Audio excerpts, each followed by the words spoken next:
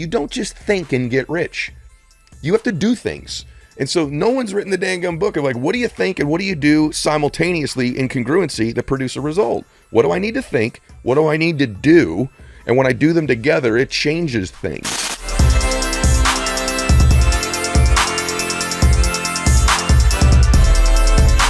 Well, listen, I've got you here, The Power of One More, your latest book, and I'm loving it. Thank you. I'm loving it. Thank you. I especially love chapter 2, which we'll talk about in a minute. Okay. But let's kick things off and talk about the principle, the power of one more. What does that actually mean? It's got a couple dual meanings. Probably the first one, I wrote the book when my dad passed away last year, and there was all these themes in my life with my father, who was my hero, about one more. But my dad's my hero because he changed. I'm in the space. I believe people can change their lives because I watched my hero do it. My dad was an alcoholic, as you know, first 15 years of my life. And there's all these one mores that really changed his life and mine. So the first one was he had tried to get sober 100 times, and it just didn't work. And we were driving one day to do a Little League baseball game. Never forget this. My dad was crying. Never seen him cry before that or after that. So he wouldn't even look at me. But I'm seeing water come out of my dad. My dad was a dude. Like, I see my dad in a lot of scraps. Like, I see my dad in more than 40 fights as a little boy. Real, actual fights.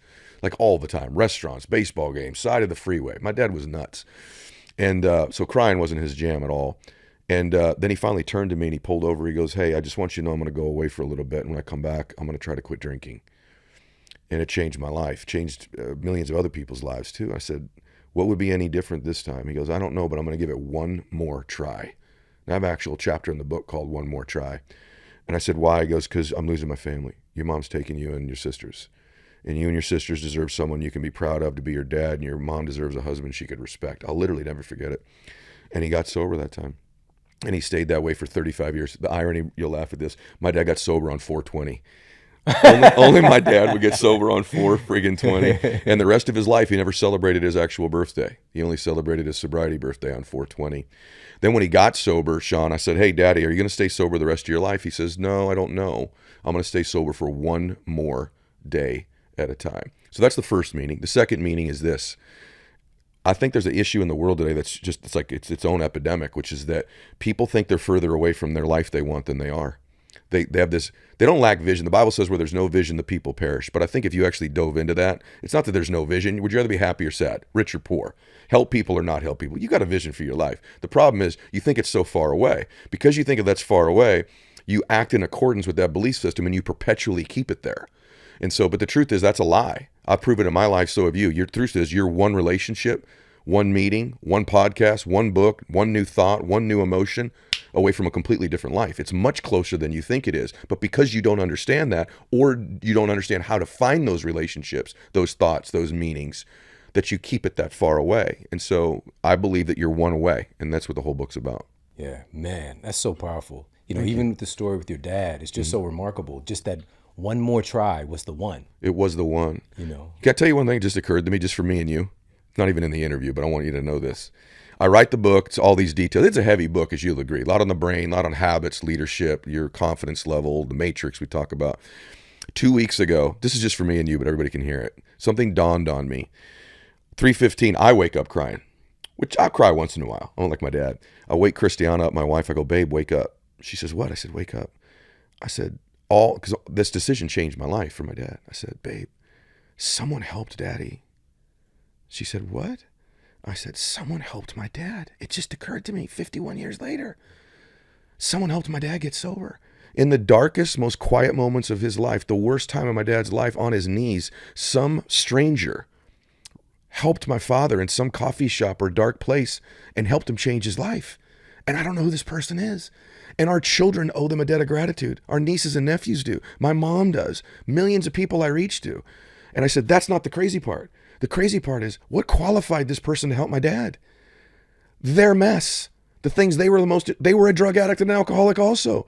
Their shameful things, their things they want to hide the most, that they think disqualifies them the most from helping somebody, is the very thing that qualified them to help my father in the darkest moment of his life. I got to meet him. And this is the thing for everyone listening to this. Most people think, I'm not qualified. Shawn, he's qualified. to help somebody. Mylett, maybe he's qualified. Me, you have no idea about my sins, my mess, my bankruptcy, my relationships, this thing I'm ashamed of, the lack of accomplishment I've had so far. I'm disqualified from having a great life, from helping people.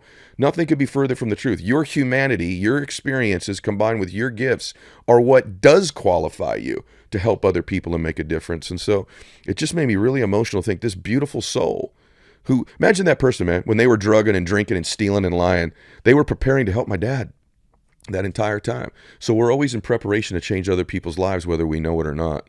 Oh, man. This reminds me of a quote from a good friend, Michael Beckwith, who's been on the show. He's been sitting in that chair. I was asking your guys, one of their favorite shows are like Michael Beckwith. Oh, That's one of the things they said. Yeah. See, I wasn't in the room when they Yeah, said I it's a know. vibe. Yeah.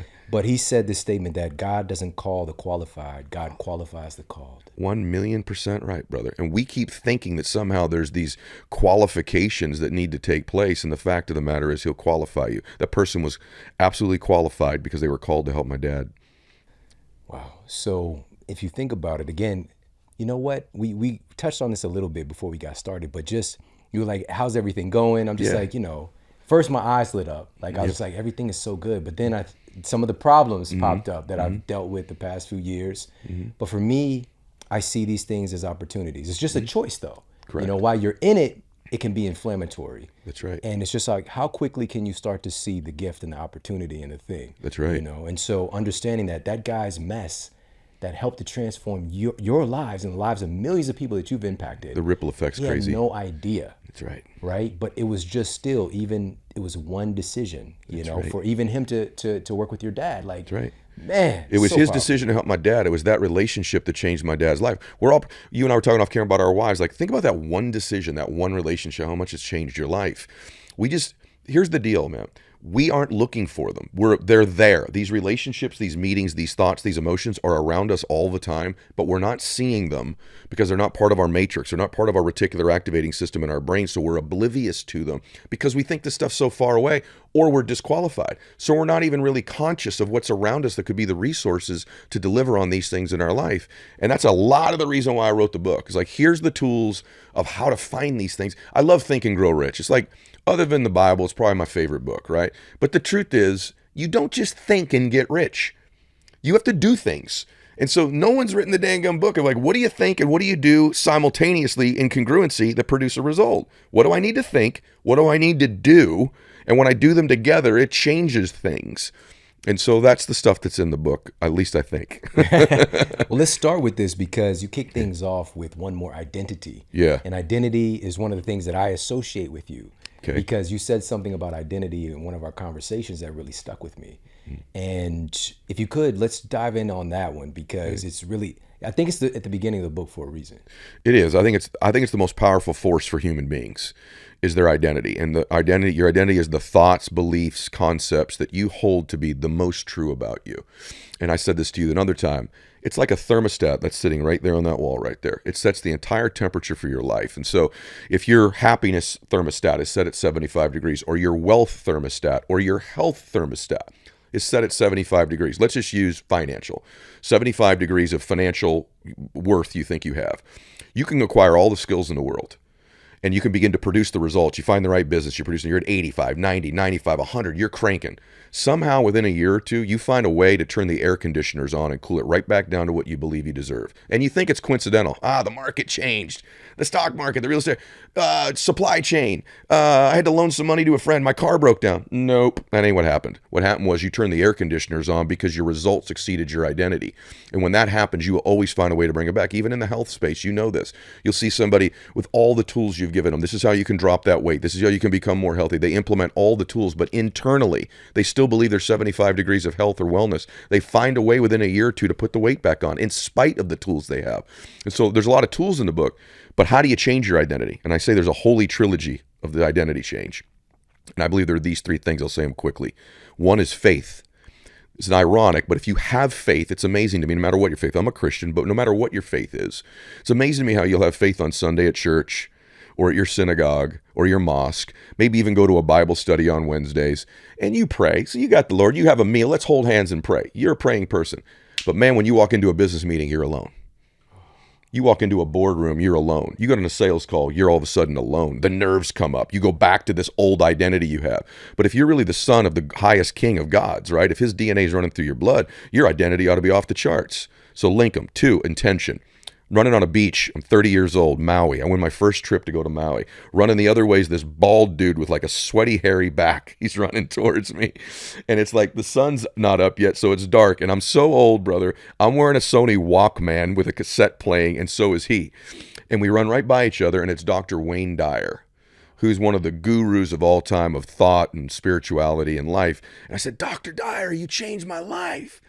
And he turns and he's got a deep voice like me. He goes, and like you, he goes, I doubt that. But he goes, you did, but how did I help you? And he walks towards me. We spend about an hour and a half sitting on the beach next to each other, watching the sun come up. And I have this beautiful conversation with this man who becomes my friend the rest of my life. And at the end of it, he goes, Ed, you're going to change the world. And I said, thank you. I'm sure he said this to other people. He goes, and you're brilliant, and the way you think through things, your mind is very unique. And he goes, but that's not what you should attach your identity to, Ed. You're always going to be chasing it. I said, what is it? He goes, your intentions are so beautiful. You have such beautiful intentions. You want to serve people. You want to make a difference. Please do me a favor in the rest of your life. Attach your identity to your intentions, and it'll never go backwards. And so the second one is your intentions. Begin to give yourself more credit and raise that thermostat saying for what you intend to do, the difference you intend to make, and you become very resourceful. And then the third thing is association. Who you're around. And not only are who you're around, but their proximity to you. If you're around someone who's got 150 degrees of wealth in their life and you're a 75 degreeer, they will heat you up to their proximity eventually over time, or at least closer to them. So faith, intention, and association will shift your identity. Ed, I got the chills. Long answer, sorry. No, I mean, this is so powerful, so remarkable, and so simple. Thank you. You know, and the simplicity, that's what the beauty is. But that story about Wayne Dyer really hit me. Like, I started to get choked up a little bit. And I got to tell you, man, when I came in here today, I parked my car out there. I said a quick prayer because I don't have every answer in the world, right? I'm a man. I'm 51. The older I get, the more I realize what I don't know. I said a quick prayer. I connected to my faith. I literally reminded myself of how much I want to help people today, the difference I want to make. And I've already got the association thing nailed. And then I came in here feeling pretty good about things. So I've carried that all my life, the intention thing. Yes, that speaks to the alignment of who you are. Well, Wayne Dyer has had such an impact on my life. Really? I don't talk about it enough. Really? Actually, I don't know if you have put this together, but that second one, intention, he had a book called The Power of Intention. He was writing it while we were on that beach. Come on. Yes. I love that you know this, by the way. You know that almost, actually no one has ever said that back to me before. Yeah, that was the first Wayne Dyer book I read, was The Power of Intention. He was writing it while we were sitting there. That was when he was writing it. I love you. The fact that you know that. Listen, there's a statement that he said that I think about almost every day. Not every day, but almost every day. Because especially today, when there's so much divisiveness on the surface. But I know the thing is, even when I say a statement like that, we're inherently connected. That's right. It's just a perception of divisiveness. Yeah. But he said, he was quoting St. Francis of Assisi, and he said, you know, because everybody's trying to get people to understand them or to take on my thing, to listen to me. But he said, seek first to understand and then to be understood. Right? Yes. And so I think about that almost every single day. And that's like a thread behind what I do. It's why you're so good at this. You're an incredible listener. I'd love to know where that comes from too, because even in private life, this is you. This is what you just described as you. I think it's why we have a connection, because I only have like 3 or 4 skills, and one of mine is that. And I know what it comes from if I just share it with you, because on the other side of our adversities in our lives are often where we develop our greatest gifts. Napoleon Hill says in Think and Grow Rich, I love this. On the other side of temporary pain, you're introduced to your other self. And that other self produces another life. For me, the reason I'm good with being present with people is my dad was an alcoholic. So I'm a 5-year-old little boy. I've got 3 sisters and a mom. When I'm 5, brother, when that man would come through the front door, I'd have to quickly be present with him and read him. Is it sober, Dad? We're going to go have dinner and maybe shoot some hoops in the backyard? Or is it drunk, Dad? Is his tie the wrong way? Is his hair a little bit messed up? Is he slurring his words? Is he walking a little bit slower? And if it's that, Dad, Mimi, get the girls upstairs. Mama, go take a shower. And I would be present with my dad. I had to read him by the time I was 5. Well, that's one of my biggest skills in business all my life now. And then the second thing would kick in. I'd grab his hand and I'd have to talk to him to change his state. Daddy, I got an A on the spelling test today. I hit a home run in baseball. How was your day? And I would talk him out of that state.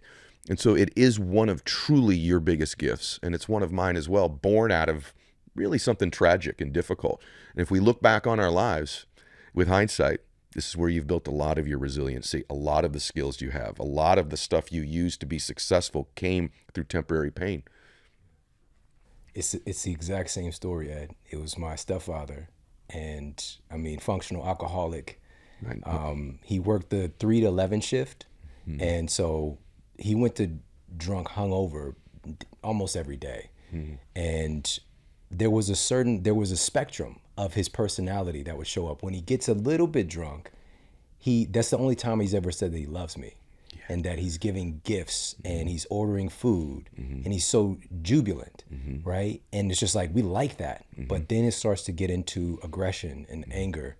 And eventually the most heinous things I've witnessed, as far as violence and the like. And so I was constantly monitoring my environment, and I was a quote shy kid, but I was also very outgoing. There was these scenarios where I started to, I finished my work in 4th grade, my teacher, Mrs. Norman, I'll never forget it.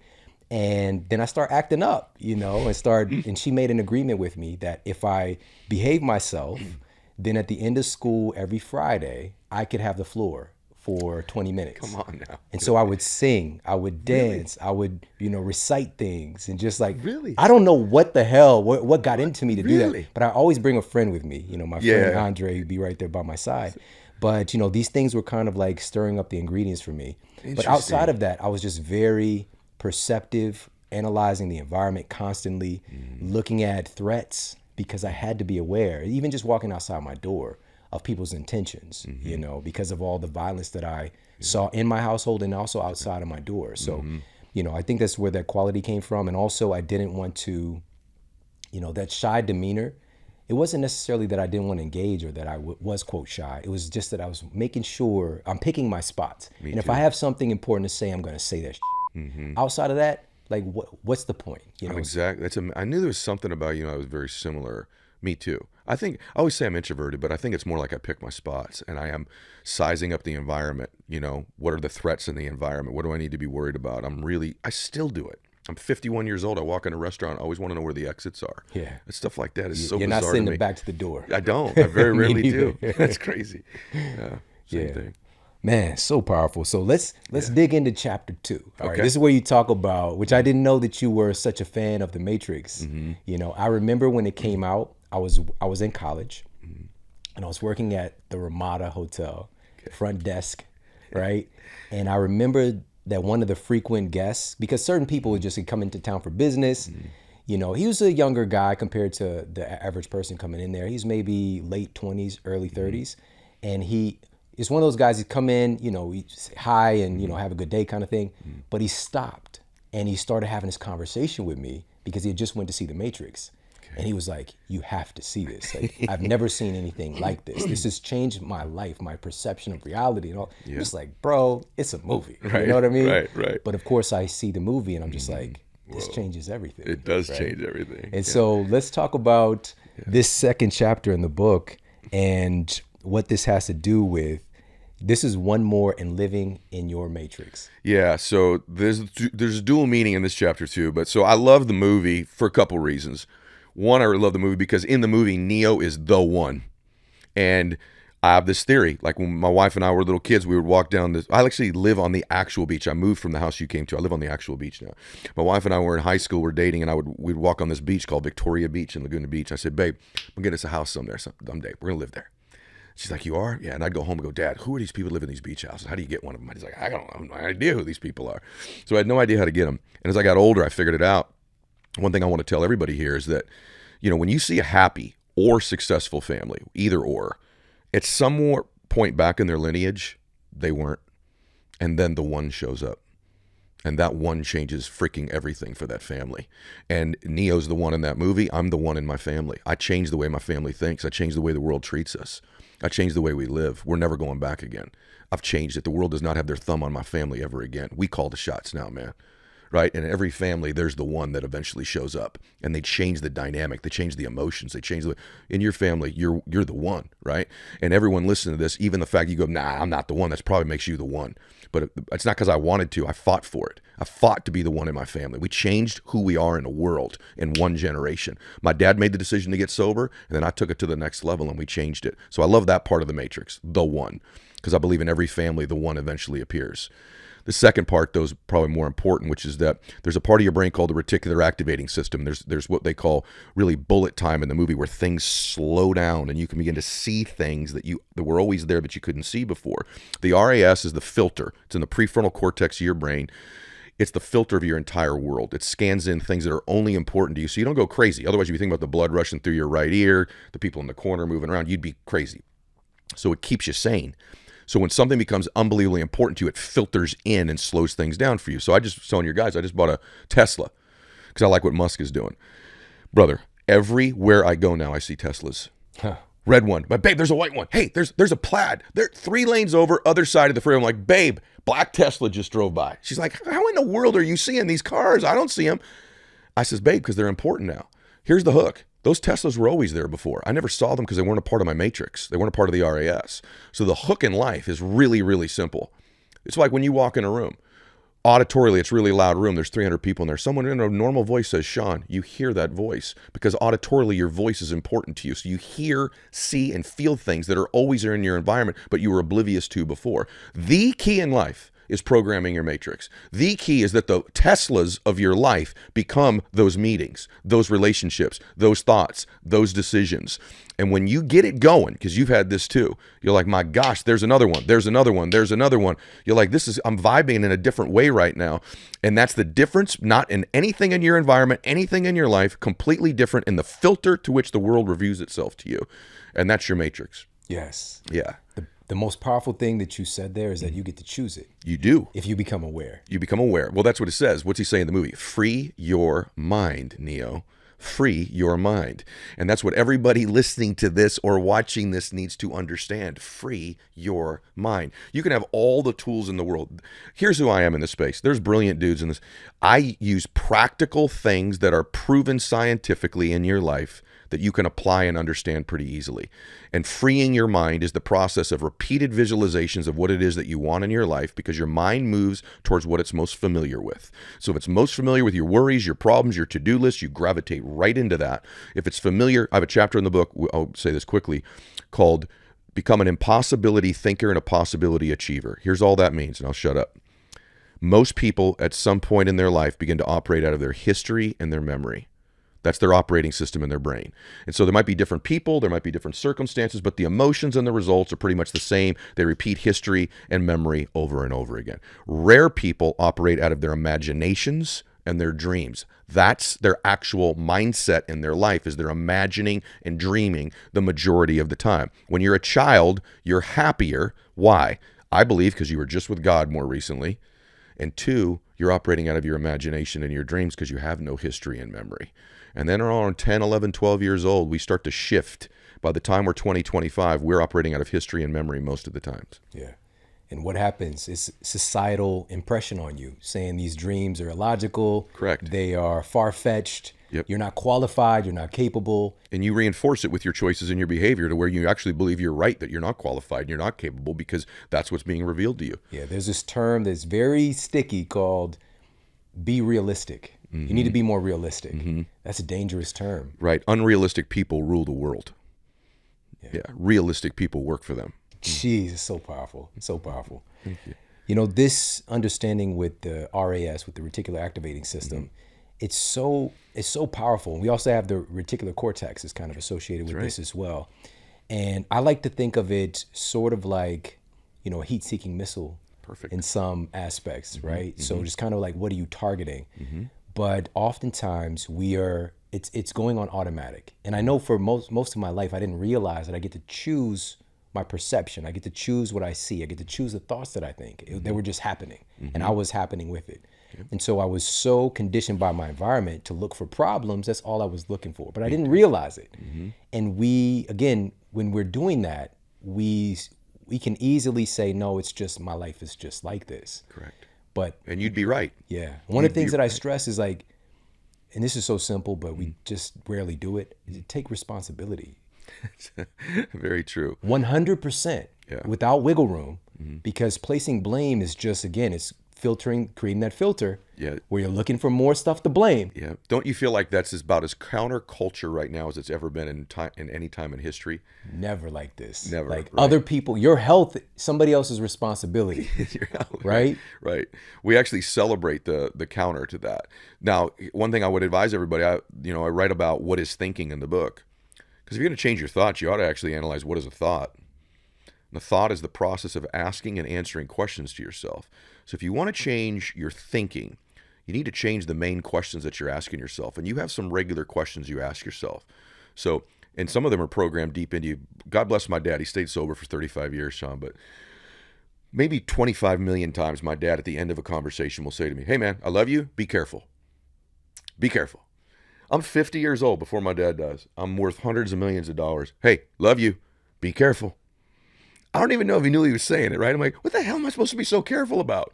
Right? What is this be careful thing? Well, if you heard that a bunch of times in your life, what that causes you to do to start asking your questions, like you just said, where's the threat? What do I need to be worried about? Who's out to get me? My big thing is worry. What am I worried about right now? I'll literally, if I don't have anything to be worried about, if I'm not taking control, my mind will just loop until I find something to be worried about. And most human beings are unaware of their unconscious questions they're asking themselves all the time. And these create thoughts, and those thoughts create emotions, and those emotions create behaviors. And then you reinforce them over and over again. So everyone says, change your thinking. How do I do that? You have to take control of the questions you ask yourself. And sometimes for me, it's as simple, honestly, as me saying to myself, what would I need to believe about this right now so that it would actually serve me? Let's even say you're right. Let's say that the deck's stacked against you.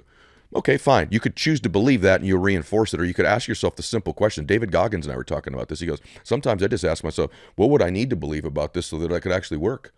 And you change the question, you change the thought. So simple. Yeah, but people don't do it, and it's not pointed out to them. Yeah. So we call this your dominant question as Correct. well. So Primary what question. What is the thing that is oftentimes unconsciously replaying in your mind? Mm-hmm. So when I was dealing with my health issues when I was 20, I was constantly asking, why me? It was just on repeat. Why me? Why me? Why is this happening to me? Why won't somebody help me? Mm-hmm. And you're going to be filtering your internal and external environment to find things to affirm why you, right. Why your life sucks, why your health sucks, why you're unhelpable, yep. Right? But as you evolve, so number one, I changed my dominant question. Perfect. Which it happened in an instant. Mm-hmm. That's the thing about decisions too. It just took me time to get to that place. Yep. But I asked, what can I do to be the healthiest person in the world? That was the eventual question. Powerful question. Right? Crazy. Yep. It's crazy for me Yep. to think that. Yep. But the first question was, what can I do to feel better? And you did it.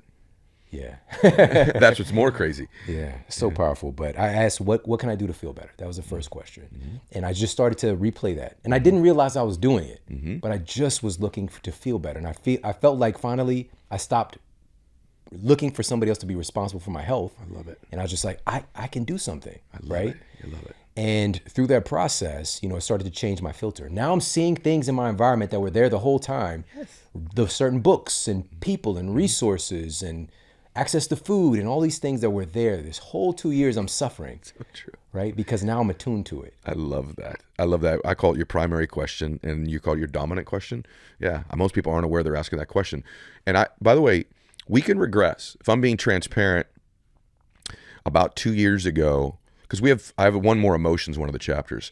So Dispenza talks about this too, but you have an emotional home, right? You have these 5-6 emotions you're going to get on a regular basis, no matter what the conditions are of your life. You find a way to get them.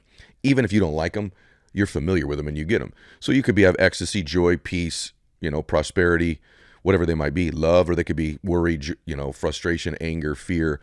And for me, most of mine were really healthy except one, and it was chaos. And I'm talking about like when I'm 45, 46, 47 years old. And I'm like, I used to brag, I thrive in chaos. Man, I thrive in chaos. And I do. And the reason I do is I grew up the son of an alcoholic. There was chaos around me all the time. I learned to function in chaos when I was a little boy. And I found a way to get my chaos, even when I was 45 and worth hundreds of millions of dollars, married to my dream woman. I find a way to get chaos. And I finally was aware, does this emotion serve me? Now, one good thing about these things, thoughts, when we're aware of them, often they lose their power over us. So to some extent, I'm like, I'm doing the chaos thing again, aren't I? I'm stirring this stuff up to make another mess so I can fix it. And so for me, mine was chaos. I didn't write a book because I'm perfect at these things. Some of the stuff I wrote in the book is actually for me to remind me, hey man, these are things you still need to work on. Because there's this dude back there still That's that little insecure, bullied son of an alcoholic, no self-confidence dude sitting there. And if I'm not careful, he'll show back up sometimes. And so I have to really work on what are the questions I'm asking myself? What are the thoughts? Because the last thing I'll say about that is it's not the events of our life that define us. We think they are, but they're not. It's the meaning we attach to the event. And that meaning creates an emotion, and that emotion creates more decisions. You and I left here right now. We went down to my car, and we saw an accident on the street, and God forbid we had to roll up and a family was killed in front of us. I mean, that's the most horrible thing I could probably witness, right? Probably for you too. That's the event. My meaning would be tragedy, sadness. God, what are you doing? Spiral into something negative, and then I'd behave a certain way. Mother Teresa was with us. Same event, honor of her lifetime. She literally said the honor of her lifetime was to be with somebody when their soul leaves their body and goes to heaven. Same exact event, attaches a totally different meaning. She would have joy and peace in that moment and a completely different existence for it. I use the most extreme example because the event shouldn't define you. It's the meaning you take from it. And that meaning is the question you ask yourself about what that event means. And when you do that and you take control of that, you take control of your life. Oh, man, so powerful. Yeah. So powerful, Ed. Like the things that you're sharing, it's all rooted back to one thing. We get to choose. Mm-hmm. And we're so powerful, but oftentimes I think in our society today, we're not encouraged to embrace that power or even educated that it exists. Like Amen. we're just kind of at the mercy of life happening instead of happening with life or creating it. Yep. And I got another Wayne Dyer point here because you just hit another button. When you mentioned these emotions that we revert back to, right? Mm-hmm. I remember him saying that when life squeezes you, it's like an orange. Mm-hmm. When you squeeze an orange, what comes out is orange juice. Mm-hmm. When life squeezes you, what's going to come out is what's already in there. I love it. It's your dominant emotions, right? And so there's this wonderful quote that says that you don't rise to the level of your expectation, you fall to the level of your training, right? So good. So what emotions have you cultivated and trained? Because during this time when stuff shut down, angry people got angry. Mm-hmm. Depressed people got depressed. Optimistic people became optimistic. The list goes on and on. We're going to fall to our dominant emotions. Brother, you're so on your game. So I want to just concur. And one of the things, I say this in the book, I have a goal setting chapter. You know what? You're probably going to get about 20% of your goals, the truth is, but you'll get 100% of your standards long term. You're always going to eventually get your standard. That's why standards matter. That's why the standard of, if you have no self-confidence, we already know why you don't. You don't keep the promises you make to yourself. You have a reputation, relationship with you where you don't trust you. If you want to build baseline confidence, you want to become a functioning, really successful person, start keeping the promises you make to yourself. If you want to be superhuman, keep the promises you make to yourself plus one more. I'm going to do 10 reps in the gym. Nope, I do 10 plus one more. I'm going to text 10 of my friends today or make 10 business contacts. Nope, I do 10 plus one more. I'm going to tell my daughter I love her. Nope, I'm going to tell her I love her plus one more time. And so when you start to add a standard that's higher than just what you've committed to doing, now you've transformed yourself. So that's a huge, huge thing. But in terms of goals, this is what blows my mind. We keep setting goals for the things we want or the achievements we want to have. I want the $1 million. I want the six-pack abs. I want the dream relationship. So we go after stuff and things and achievements and benchmarks. What's ironic about it is no one ever takes an inventory of what their emotional goals are. Because the truth is, you don't want the jet or the six-pack abs. You want how you think those will make you feel. You don't want the dream relationship. You want how you think it'll make you feel. So why not start out intentionally with what you want to feel, what the emotions are? Like for me, this year is all about peace. This year is all about joy and peace and laughter. And I'm intentional about my goals to get them. Here's what I think. If I can get all the peace and all the joy and all the laughter that I'm seeking, the physical goals will take care of themselves. But when I'm after the physical all of the time, I'm going to hit very few of them. And sometimes when you get there, they don't deliver on the emotion you think they're going to give you very long because of this emotional repetitive pattern you have. So start to get intentional about what's the emotions you want to feel. Wow.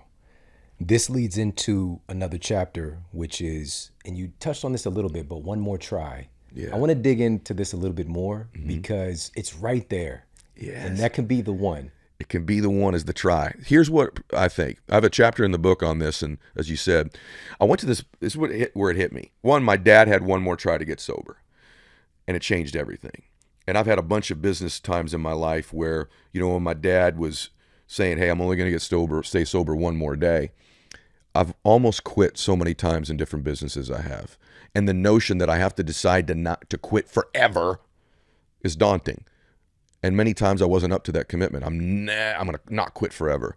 But many times I went, I'm just not going to quit for one more day. I'm going to give it one more try. I've had lots of those in my life. In fact, when my wife and I were engaged, there was a couple times where I'm like, I'm going to give this one more try. And thank God that I did. But if you asked me in those moments when they were really bad, are you committed to the next 90 years? I've been like, no. But because I gave it one more try, now I'm committed to the rest of my life, right? And so my daughter went and got a job on this. But I went to a 5-year-old's birthday party, maybe like 4 years ago. This is what people don't give themselves why they quit. They had a piñata. The piñata is the ultimate metaphor for life now for me. So there's like 10 5-year-olds, and the first kid gets up, the birthday boy, just whacks the crap out of this piñata like 60 times. No candy comes out. He finally goes, I quit. Next kid gets up, beats the crap out of it. Really big kid. No candy comes out. What they didn't know is they were doing something called compound pounding, which is invisible progress. You can't see it. But they were breaking that piñata down, but none of them knew it. Compound pounding, invisible progress. Next kid gets up. He hits it. He quits. So about 6 of these kids get up. They all quit. They're all over on the monkey bars. The last little dude gets up there, glasses on, skinny little kid. He didn't even want to swing the bat. He was afraid. He takes one swing, Shawn. Doink, barely hits it. Bam, all the candy comes out. And then all the kids jump on and celebrate. The question you have to ask yourself is, was it the last kid's final shot that broke that piñata open, or was it the cumulative blows over time that did it? We all know the answer. It was the accumulation of the compound pounding that broke it open. Here's the thing in life, and I've watched this over and over again. Most people quit before the candy comes out of everything in their life. They don't give themselves credit for invisible compound progress. They just don't do it. And so they quit before the candy comes out of their relationship. The candy comes out of their business. The candy comes out of their physiology and their fitness and their energy level. They're so damn close, and they quit right before they're there because there's no external evidence of the progress.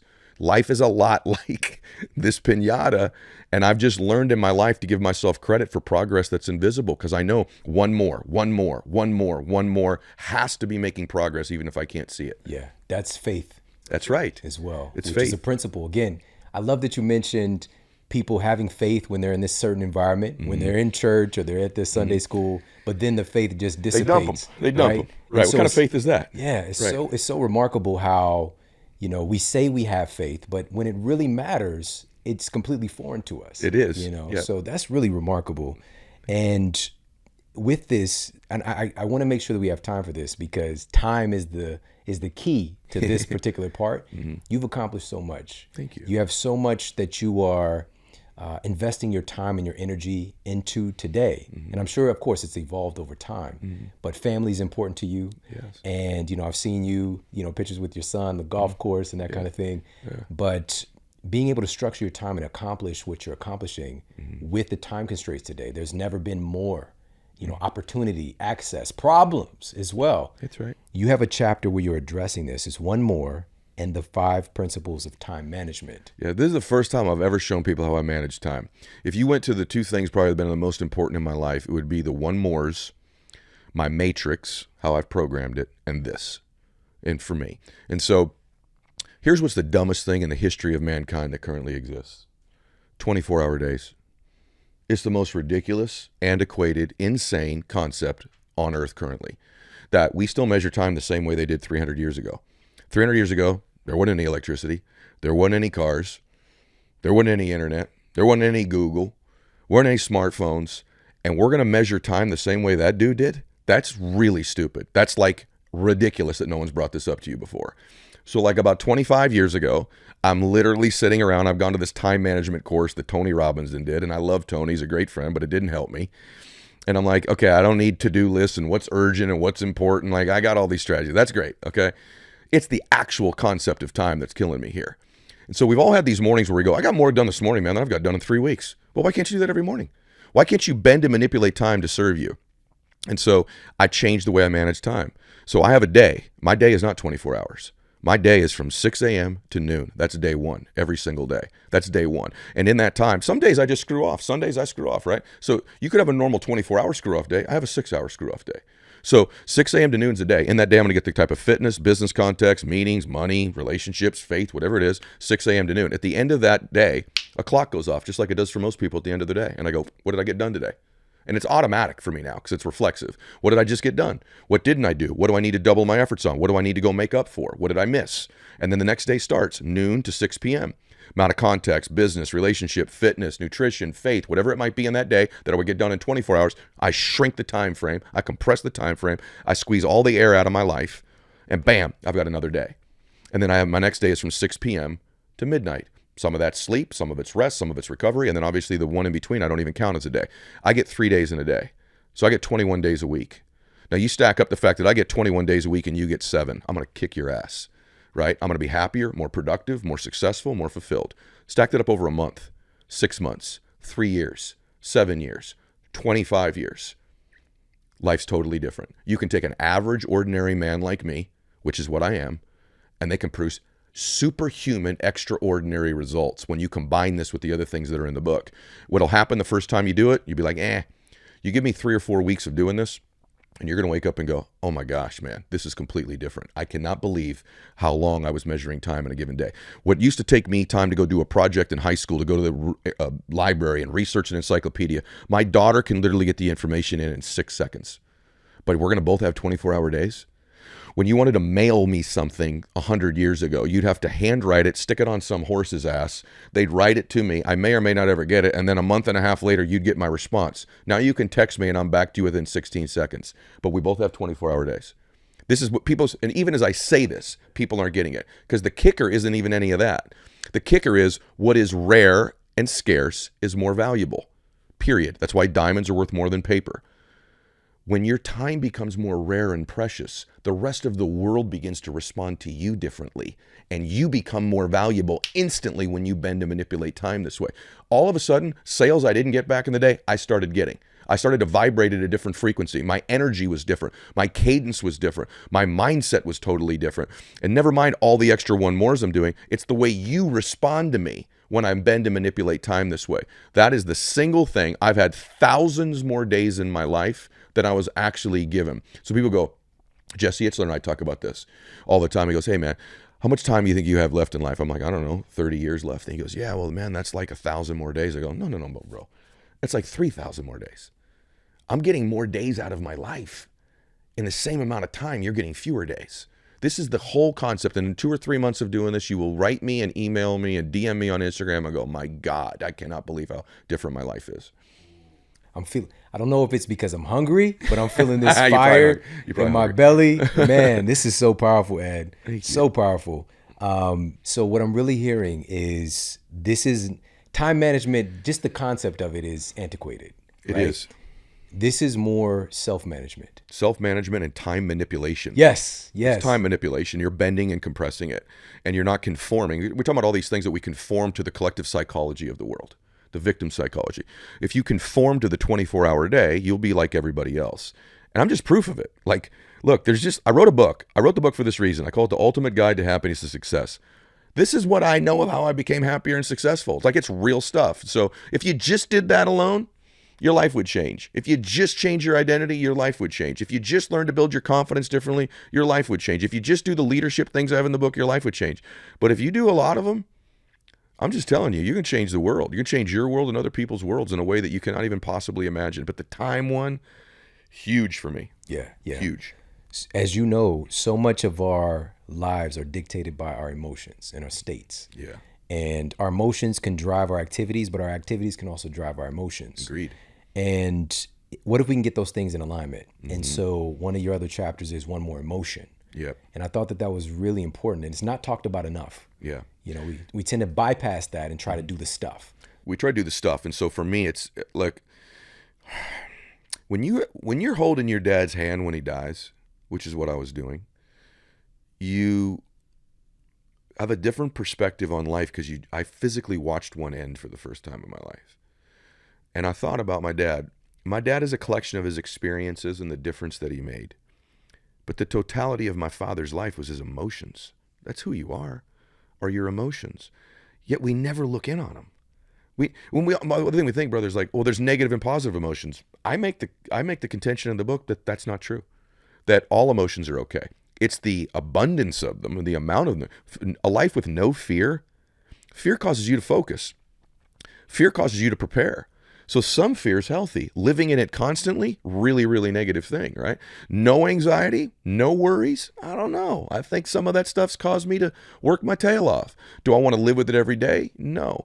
And so I'm looking for that one more emotion. And for me, in my life, I know what it is that I want more of. And I've said it earlier, I want more peace. Now, for me, I will say this is why I love you. One of the ways I've been able to change my state and change my emotions is how I move my body. The quickest fix for me on changing my emotions is to change my physiology, is to work out, is to walk, is to make love, is to laugh. These are things that quickly change my emotions because the same physiology is required in all of them.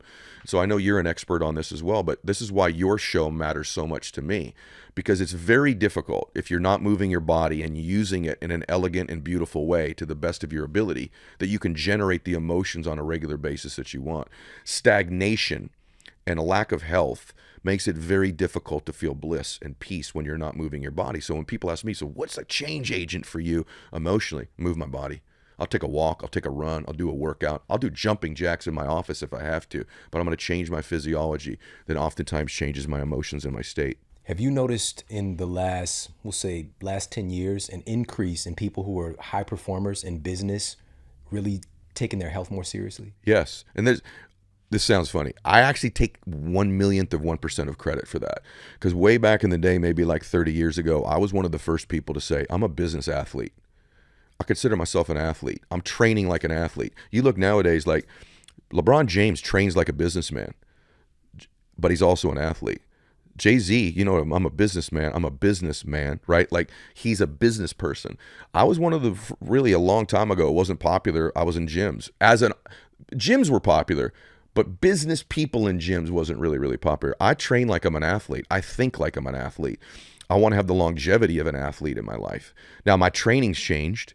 I'm a little bit more delicate with my body, so to speak. I do more stretching and more yoga than I used to. I think the way you train is also a metaphor for your life. And I'll just be candid with you. I've trained heavy, hard, and dispensed violence and justice in the gym. I was a much bigger dude when you and I first met. And I think a little bit of that is a metaphor for how I treat myself. And so to some extent, I've altered my training where I still lift and I still train, but I do things that care for myself too. I do more stretching. I'm more hydrated than I was before. I do more yoga. I'm doing things that care for my body as well. And somehow, by the way I care for my body, I tend to emotionally care for myself better also. Yeah. So powerful. I've seen this trend, of course, picking up. And I just did a talk for ESPN. Okay. And shout out to those guys that they're listening right now. But they see themselves as a very similar term, corporate athletes, right? They're putting forward the greatest physical examples of performance, of beauty, of connection in the world, right? But behind the scenes, they could be in a van for 24 hours, right? Yeah. So they've got to find a way to be in alignment with what they're showing. And they had that, like this thing turn on in certain people who are in positions of power. Right? Because ultimately with so much of this and everybody listening too, we said this before we got started, oftentimes our problems are just a conversation away, right? Yes. And so somebody in the business stepping into Nestle Foods or whatever the case might be with a different mindset, who's just like, we need to cultivate health instead of poisoning the public or whatever. I love that. And so I love that. Having that kind of corporate athlete mentality and also finding ways to stack conditions and understanding that your health is a major driver of your performance. And this is one of the things I'm seeing today too, Ed, with all the divisiveness that's present. It's largely a function of our state of health as well, because it's very difficult. It's not impossible for me to have compassion and for me to perspective take and to have patience with you and to see your point of view when I'm not well. But it's harder. I agree. It's significantly harder. And so we're making it harder on ourselves to be human when we're so unwell. And right, as you know, we're in epidemic states of mental health issues, obesity, heart disease, you name it. Everything is skyrocketed. Yes. And that's getting ignored all the while we're saying we need to come together and behave or whatever. You're so right. I could not agree with what you just said more. I totally agree with you. It's a really complex situation, but it's also the beauty and the gratitude that I have for you sitting here right now is you keep bringing forth the simplicity of these things with what would seem to be miraculous results. These are very simple principles, but you're putting it together in a formula for us. Right. Well, it's same. Well, you do the exact same thing. I told you that on my show. The enemy of execution is complexity. The more complex something is, and by the way, some people would like things to be complicated because that then gives them an out from doing it. So I'm taking your excuse away. I'm giving you very simple things that are in depth will help you. And so I'm taking away your excuse that it's too complicated or you don't understand it. I love having brilliant people on my show. I really do enjoy that. But sometimes I almost feel like they give people the excuse if they can't understand everything they're saying to not take action. I'm taking that excuse away because if my IQ is as high as yours listening, I'm really lucky because I'm the fourth in my own family. We just did it again for the fourth time. I have a wife and 2 kids. I am the 4th highest IQ of the 4 of us in my own house. So I'm sure of all of your guests, I don't rank very high either. And I don't have any need to do that. I just want to help people. So crazy, man. Man, I just love talking with you. I love you. So there are 2 things I have to ask you about because certain words are just attractive to me. Multiplier is attractive to me. Yep. And you've got one more multiplier in the book. One more multiplier is something, someone or you, when added to something, doesn't just do +1, but it's like +10. They multiply things. And so one of the examples I use in the book, like if you're a leader in business or a leader in a family, when I add you to the environment, you multiply things. And there's all different things you can do in your life to be a multiplier as well. But multipliers attract winning. They attract success. They attract abundance. And so in the book, I used Tom Brady as one of the examples. And, when he got traded or when he signed with the Bucks, it wasn't just that Brady got added to that team and changed their culture. What he really changed was their standards. Like we talked about earlier, he completely changed the standard of what's acceptable for work, preparation, execution. But the other thing he did is he was a multiplier. All of a sudden, Rob Gronkowski signs. Leonard Fournette signs, Antonio Brown signs, right? Guys want to come play with a multiplier. Guys want to be in an organization with a multiplier. In every organization, there's a multiplier. John Maxwell kind of has something similar where he calls it the law of the catalyst. But this is the person everybody chases. Here's what a multiplier is, and you can be one. In life, especially like in your own family, most things with your kids or you are caught, not taught. You catch them. Multipliers, just by being around them, a lot's caught. They don't have to teach. They're caught. And in life, there's 4 types of people. There's the unmotivated. They're hard to help. We're trying right now, you and I are. Then there's the motivated. Motivated people are moved by their motives, which is fine. I want to get healthier. I want to make more money. I want a jet. I want a house. I want a relationship. They're moved by motive. Nothing wrong with that at all. It's very healthy. There's a level past it, though, called inspirational. Inspirational people, or people that are inspired, the root of that is to be in spirit. There's an energy, there's an elevation, there's a contribution, there's a difference that's made by inspirational people. The 4th type's the most rare. You are one of these. These are aspirational people. Aspirational people are people that we aspire to emulate. We aspire to be more like them. If you're going to be a multiplier, you will elevate yourself from motivated to inspired, which are beautiful states, and you'll still stay in them sometimes, to aspirational, where just by being around you, I catch things from you in your proximity, and I aspire to be like you. I aspire to behave like you. Aspirational people are what we need more of in the world, way more of in the world. I don't want to not talk about this because you said it and you were going through certain points. But when you said that along comes the one in a family, I didn't want to say that. I'm just like, I didn't ask for that. Like I didn't sign up to be that. I don't have to be that. I'm okay with somebody else being the one. Me too. Right? But I am the one. I know. I know you are. Doesn't that feel good though? It feels like not a very humble thing to say, but it's an absolute truth.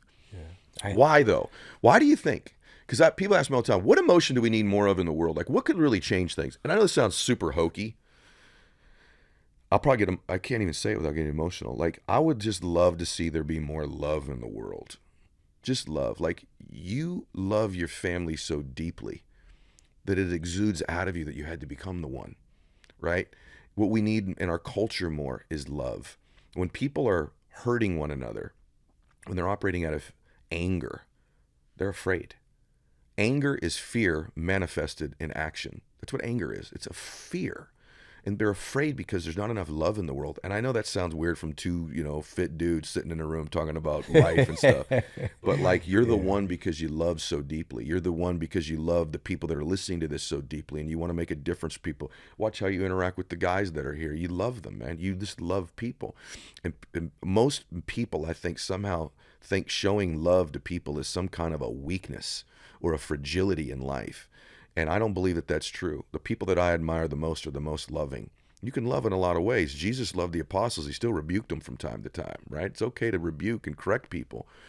But the reason you're the one is you love. And because you love, you'll fight for that family. You do whatever you can. You've moved out here. The timing was really interesting. You had to get resourceful. You just find a way. The one just finds a way. They just will it to happen. They're just resourceful. They just get it done. They just compete. They've got a will to win that cannot be bought. Most people in life will sell their family up the river at some point. It doesn't sound that way, but they'll do it. Their will to win is for sale. With enough heat, enough rejection, enough losing, they will sell their win. And at some point, they may not say, but they put their hands up. Okay, I surrender. I'm just not going to try anymore. Look, man, I'm going to look like I'm trying. I'm going through the motions, man. I'm going through the motions. Where we're at's okay. Driving yesterday to a meeting, I'll share this with you. This is why I love you. And I mean that I do. Like, everyone, I love you, brother. I love you. And I love you because I know things about you that I shouldn't know, because I haven't been around you that much to know the things that I know about you. And they're this. This lady friend of mine was saying to me, she goes, I just love what you've done with your children, because you grew up in that alcoholic home and you were neglected. And I was neglected too, because my parents were divorced and my parents neglected me. And she goes, I don't neglect my children. She's a very good friend of mine. And I said, I think you should rethink whether you're neglecting your children. I've known you 30 years. You're magnificent. You're not living up to your potential. You're not chasing your dreams. I said, the most insidious form of child neglect in the world is a parent who's not pursuing their potential and their dreams. You are neglecting that child when you do that. You're installing them a belief system that it's okay to settle. It's okay to be average and ordinary. You're actually telling them from your average and ordinary existence that that's who they are. That's where they come from. And I said, she goes, well, what do I do to change it? I said, I want you to focus on how much you love them. When you give yourself the gift of how much you love them, you're never going to settle again. And the thing I admire the most about you, Shawn, is you love your family. And you love them. It's special the way you love your family, the way you talk about them, the way you post about them, the way your face changes when you talk about them. That's why you're the one. It's very clear to me. You're brilliant. You work your butt off. It's the combination of all those gifts, but it's really from this place of, man, I love my family. I am not going to, you even said it to yourself this way. I will never neglect them. I will never neglect them with my effort. Yeah, okay, I'm not the alcoholic. That isn't good enough not to be an alcoholic. It's not good enough just to put a roof over their heads. I love them enough that I'm never going to neglect them with them not seeing me chase my potential, with them not seeing me try again. Not seeing me do one more try, one more rep, one more podcast, one more effort, one more meeting. My family will never see me neglect them. That's why I love you and admire and respect you. And everybody listening to this, it is perfectly okay if previously you've not done this. My dad lived crappy the first 15 years of my life. Not a great life. And then magnificently the last 35 years, and became my favorite man that's ever walked the earth, right? As a human, is my dad. So you can flip this right now, but you got to stop neglecting your family. You got to get after it. Let's go. Yeah. To circle back on why I'm a good listener is I'm a fan. I'm a fan of people. As I'm sitting here, I wish that other people could be sitting right here in this space with you, witnessing this excellence and this heart. And so I'm a fan. And if we can cultivate that of being a fan of excellence and of humans and of love, man, like, we can create some change there too. So, Amen. But there's one other thing that I got to talk to you about. Okay. And this is coupled with, you just mentioned my move here and the interesting timing, right? So it definitely was a curveball to come out to LA. So I haven't really detailed this for the audience, for Model Health Nation, our family out there. But I moved here in July of 2019, and the entire time we had to stay at an Airbnb for a week when we first got here. I was working on my book every day at that point. The only time I took off, even we had to stay at a hotel for 2 days in St. Louis before we moved here. I was working on the book in the hotel room. And The only time I took off was on the flight. I'm just gonna sit back, watch a movie, whatever, you know. And so I was working on the book, researching, writing 6 days a week, and I turned it in December 31st, 2019. It's a few hours before midnight, and I'm just like, all right, I'm gonna focus on me now, because a little fun fact to put in your back pocket for everybody who feels that they have a book in them: it is not healthy writing a health book. Right? There's no way around it. Like, and I learned from writing Sleep Smarter, like, this time I'm gonna put a timer, I'm gonna go for more walks. I did those things, but it's just so incredibly abnormal, especially a research heavy book like I have, to be at the computer that amount of hours. It doesn't matter if you're standing, it's still sedentary, and you're still in this universe, disconnected from the world around you, right? Yeah. And I was in love, man. Like, I couldn't wait to get to the computer because I just had ideas popping. Oh, kept coming. Right? And it created something very special. It was very special. Agreed. And so 2 days after turning the book in, because I took a day off, right? I took a day off, then I hit the gym, and I got injured. I was out of alignment, you know, because I was healing a shoulder injury, which, being a typical guy, was just like, kept going to the gym. But now I'm doing physical therapy, but I was sleeping on one other side of my body, and had a pelvic tilt, and it led to another injury. Story that we'll do a masterclass on, because there's so much to it. Bottom line is, the next 3 months I'm doing physical therapy, and then I start to get better. I could walk a little bit. I start to stand up when we're recording again, and then hello, C word. Yeah. All right, the big C word shows up on the scene, and I haven't shared this with you or anybody, but Grant Cardone was coming in to see me when I first got injured, right? And I had this opportunity, that opportunity, this incredible speaking event. All these things were showing up, and I couldn't do none of it. It seemed like I'm in LA now, and the world is just passing me by. And then suddenly every single person joined me in that quarantine, right? But I had already been kind of cultivating to be able to handle it, right? Yeah. And so coming here at this time was actually, for me, the biggest blessing, because I got to see through this entire process. I'm kind of in one of the places, really ground zero, for expressions of logic and expressions of integration or health mandates, or, you know, or of solutions or lack thereof, and all the stuff. Like, I can go out my door, even up until about a month ago, and people are walking outside with an N95 on. Just happened when I got in my car today. You see what I'm saying? Like, so we're here in this situation. So I got to see it firsthand, where I would have been insulated if I was in Missouri and my house in Wildwood, right? So I got to see and be a part of it. And I'm so grateful for that, because it helped me to show up in another way, because I got to see it. There's a difference between being aware of something and seeing glimpses of it to being in the room with it, you know? And so, but this brings us to this chapter, one more inconvenience. Well, yeah, this is the bottom line. So you gotta be willing to do inconvenient things in your life. And our natural human tendency is to avoid the inconvenient, is to do the easy thing. And on the other side, like I said, here's what has to happen. You have to change your relationship with pain. I had Phil Heath on my show, 7-time Mr. Olympia. In the middle of the interview, I go, you know why you're so great, right? He goes, I said, your relationship with pain is completely different than most human beings.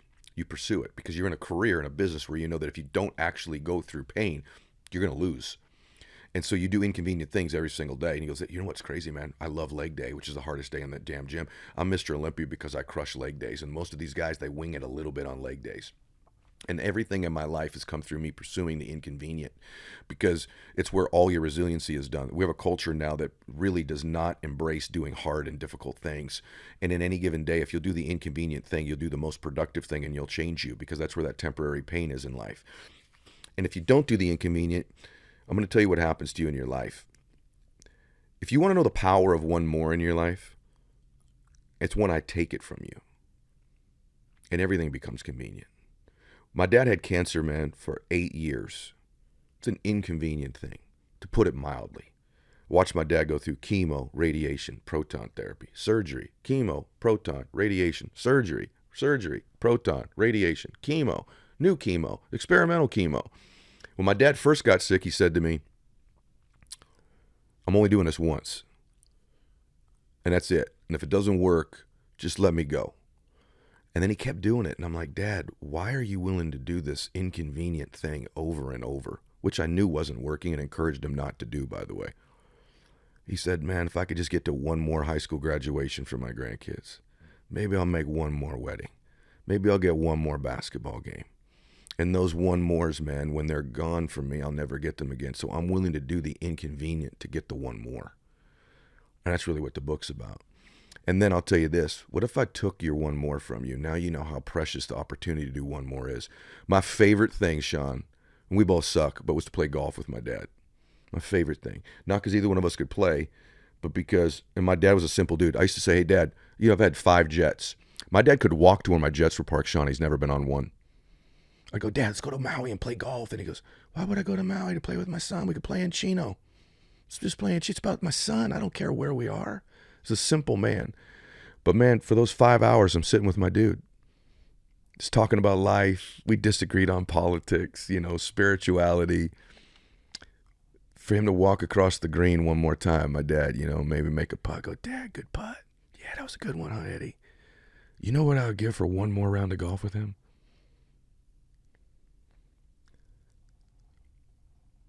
One more conversation with my dad. Only do we understand the power of what one more is when it's gone. What if I told you only had one more conversation with your children? How much different would that talk be tonight? One more dance with your sweetie. What if this was the last podcast? One more podcast. The next book, one more book. You begin to understand how precious things are when you only have one more of them or you don't have any at all. And so I would just encourage everybody to begin to look at your family like, when my dad was sick, before he was sick, phone would ring. In a meeting, I'll get back to him. After he was sick, hang on, man, it's my dad. No matter where I was. Dad. It changes. And so I would just encourage everybody, before the one mores are gone, take advantage of them. Because they're going to be gone. And what occurred to me, man, when my dad was passing was, I'm going to die someday. I'm next. I don't know if that's in 5 minutes or 50 years, but I know what I want my life to be when I'm gone. I know what I want the memories to be, the emotions, the contribution I want. I know what I want my life to look like. To me, I've told you this before. When I go to heaven, to me, heaven is, I want the Lord to go, well done, good and faithful servant. But I think heaven is that you actually meet the person you were capable of becoming. I think you get introduced to the Shawn that you could have been, the so-and-so you could have been. All the dreams, all the memories, all the moments, all the emotions, all the contributions of your life, you're going to meet that man. And to me, if you meet that man and you're identical twins, that's heaven. And if you meet that man and you're complete strangers, that's hell. And I want to be in heaven. And so I'm doing all the one mores of my life so that I get to heaven someday. I don't know if it got real heavy there at the end, but I feel that stuff really strongly. Ed, thank you so much for being you. You're the one. You're truly an exceptional human being. And, I love people that just walk their talk and you give so much. And it's such an experience. You're such a light on this planet. So are you. That we need right now. So are you. So, and I'm grateful that I'm alive right now to bear witness to it. Oh, it's really remarkable. So thank you. The Power of One More. As of this recording, it's available right now. Just dropped. Yep. Get your copy. Get a copy for Please. your significant other, family member. Get a copy for your office. Yeah. Where can people pick up the book? Everywhere books are sold, obviously. And then if you go to thepowerofonemore.com, there's some cool tools that enhance the book, extra stuff that's not in the book there too. So it'll help you. You should get it. Hey, if you like this video, make sure to check out this video right here. Why do people not do what they know they should do? Why aren't they making progress? Why isn't common sense common practice? Well, everyone knows they should eat right. Everyone knows that they should move and exercise and prioritize their sleep and read every day and they do their journaling. But why aren't they doing that consistently?